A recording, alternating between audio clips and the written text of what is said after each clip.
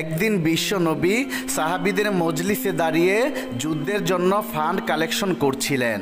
তখন নবীজি সমস্ত সাহাবীদের উদ্দেশ্যে লক্ষ্য করে বললেন, কে আছো যে যুদ্ধের জন্য আল্লাহর রাস্তায় দান করবে? তখন হযরত উসমান গনি রাদিয়াল্লাহু তাআলা আনহু সাথে সাথে হাত তুলে বিশ্বনবীকে বললেন, ইয়া রাসূলুল্লাহ, আমি 100 উট আল্লাহর রাস্তায় দান করলাম। নবীজি ডান দিকে তাকিয়ে আবার বললেন, আর কে আছো যে আল্লাহর রাস্তায় দান করবে? তখন হযরত উসমান বাম দিক থেকে ডান দিকে গিয়ে আবারও নবীজিকে বললেন, ইয়া রাসূলুল্লাহ, আমি আরও 100টি উট আল্লাহর রাস্তায় দান করলাম। তখন বিশ্ব নবী সামনের দিকে তাকিয়ে আবার বললেন, তোমাদের মধ্যে আর কে আছো যে আল্লাহর রাস্তায় দান করবে?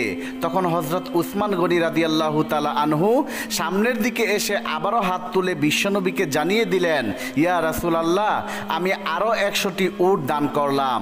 এভাবে বিশ্বনবী